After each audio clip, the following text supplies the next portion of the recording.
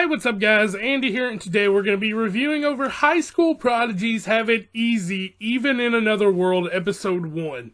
I said I wasn't probably going to do this one, but I watched it, and it's weird. It's really, really odd, but I think I like it. It's weird, okay? So, this whole episode was just basically introducing us to our 7 main characters. And we've got one who's kind of like the lead protagonist, so, I mean, they kind of made that pretty obvious. But, it's basically like all the other isekai I've watched, like, you know, oh, we got sucked into another world. But, with that being said, this one is funny. It's got some humor in it, which I don't know if it was blatant humor or not supposed to be funny, but I found it funny, so that's a win-win for me right there. And on top of all that, we got a few little cool shouts on like how this series might go. And they said something at the very end, which I'll talk about, that I've never really seen in an anime too much. So, yeah, with that being said, guys, let's go ahead and review over this. We'll see how it does. I mean, if this series goes straight to shit, I'm gonna quit reviewing it. But this first episode wasn't, you know, bad. It was kind of promising, but not too promising. You know what I mean? So yeah, let's go ahead and jump right into this review. If y'all did enjoy it, don't forget to like, comment, and subscribe. And let's get right into it. They say you don't gotta go home, but you can't stay here. And no, I don't wanna be alone in the world out there. So boom, right off the bat, we start off here with two girls who have oddly shaped ears, and they're walking through the forest and they see a plane go by, but the problem is they don't know what the fuck a plane is. We'll cut back to that. We cut into our little bit of like an intro-ish kind of thing. It tells us, you know, 7 students that were basically high school prodigies that are excelling from Japan are like scattered around the world, and they're pretty much dominating right now. Our first one is Ringo Oshi.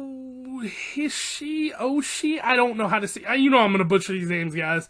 But she's basically got intelligence several centuries ahead of herself, and she's the top inventor in the world.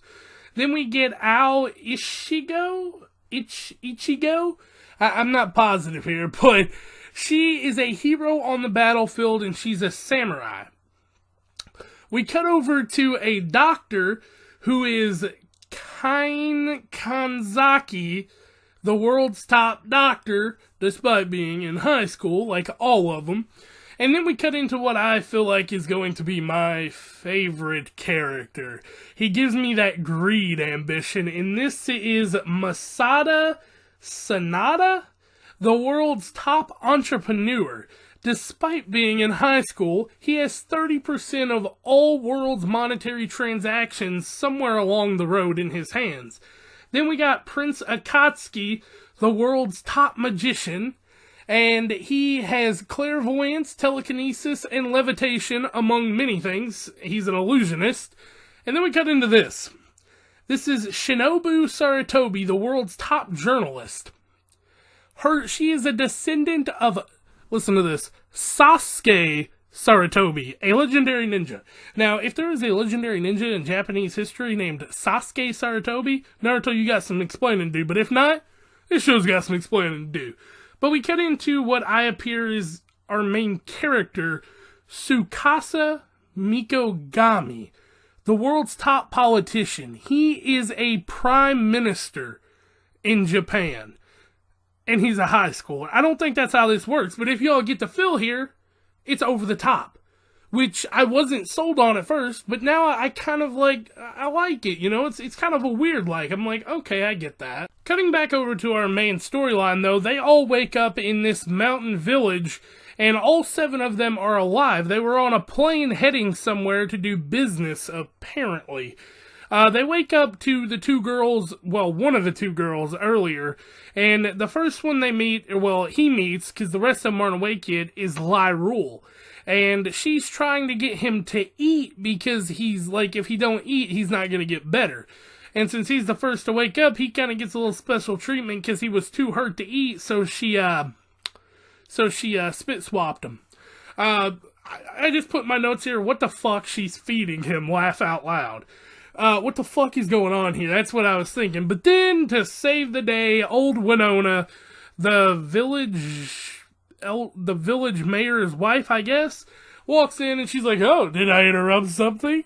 And I just put my note, thank you for interrupting that. That was weird. That was the worst part of the episode, in my opinion, because I thought it was going somewhere completely different. But then we get a little details about this world. He sees her tell and he's questioning it. He's like, is that real? And she's like, yeah.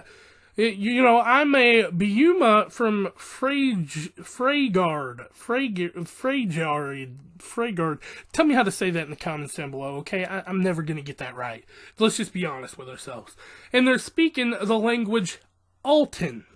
So, that's pretty cool stuff. Not realizing the situation that they're in, he starts getting curious and piecing stuff together, and he asks them to take him to the plane crash wreck, and he goes, there's no way we could have survived that wreck. And he sees a dragon, and that's when he concludes that, yes, they are in another world, and he is not dead, and this is not the afterlife. So, they cut into this little festival scene here, and basically, it's been a whole month, and he tells them, a toast to the full recovery, and this is Mayor Olga, I don't know. But yeah, it's been a month, and they're all settling into it, all except for little magician boy. Feel bad for Prince Akatsuki. I'm starting to think maybe this is just some rip-off names. But anyway, so he's the only one who hasn't really set in yet, and they're explaining some more stuff. So a Biuma is basically kind of like a furry. I don't know what a furry technically is, let's be honest here. But basically they have animal-like features, and in many cases great strength. And what they are known as are humas, who in their world are very rare, but possess very powerful magic. Well, maybe the only magic. I'm not sure. They just said magic, so I assume magic. But yeah, we cut over here, and they're talking about a story of 7 heroes who came from another world. But that's just a fairy tale, and it's not weird at all. And that's when her son, though, steps up, and he is pissed. His name is Elch, and he is the town's treasurer, and this village is called Elm Village. And to keep, basically, his job is to keep the village up. And he goes, it's hard enough to feed everybody here, but to feed 7 useless mouths is insane. So, they're talking here, and they decide that they have 3 things they gotta do. The first is gather any information about this world they can, along with the magic system. They have to be top of their class in whatever they're gonna do. 2, they obviously have to find a way home, and they can kind of research that with the whole, looking into this world, but it's a big doubt. We cut into the third one, which is really cool. He says here, our third job is to find a way to rebuild this village's finances. We have to repay them, and everybody's agreed on it. They're like, yeah, we have to repay them. But we cut into, I guess the meat and potatoes of the episode, because, we get into, all this weird stuff, and we find out that old Ringo here, was that her name? I think that was her name. She modified all the cell phones to work in this world that they have. So, don't know how the hell she did that, but she did it. We cut into the next scene where we got Skeed, the Great Imperial Knight of Frey. Let me try this one more time. Freyagard.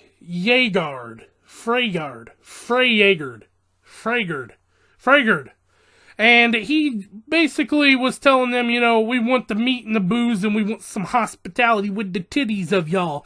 And that's when he was like, oh, hell no. And they all stepped up and beat the shit out of him, and they go running off. So, this was a fun scene here. He basically looks at him and he goes, well, what if they go tell the Lord, then all these people are in trouble? Was that a smart move? And, old dude's just like, dude, I'm a prime minister. I know what I'm doing. It's foreign affairs, buddy. So he sends Prince Akatsuki after these dudes to scare the ever-loving fuck out of them. And he done it. He done a hell of a job doing that. He was levitating for one.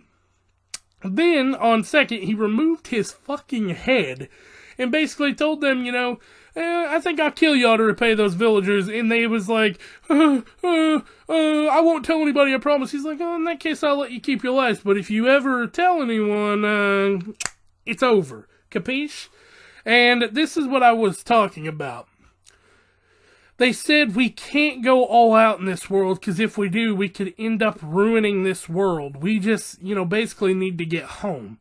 They're not looking to become the most powerful agents of all time in this world, but that's gonna happen anyway. I mean, it's fucking this guy, let's be honest. But, they're basically saying here, we don't need to ruin this world with our technology, our abilities, stuff like that, because we're prodigies of our own world. And this is not as advanced of a civilization as us, as so they can tell. And they're pretty much like, I don't want to ruin it. But that's the end of the episode, guys. So, I don't know. This is a clusterfuck of a video. I don't know about it. But, we got a lot. We got a lot done here. I'm really looking forward. I think I'm going to put this up the day before that video. But, yeah, we're going to review episode 2. If episode 2 goes well, we'll go to 3. If 3 goes well, we'll go to 4. If 4 goes well, we'll do the whole fucking series. But yeah, with that being said, gang, I'm going to go ahead and head out, losing my voice if y'all can't tell. I got to get ready to review over Black Clover. So if that tells y'all anything, it's literally 30 minutes till Black Clover comes out. So that's when I'm recording this. Anyway, though, enough rambling. I'll catch y'all next time. Peace out.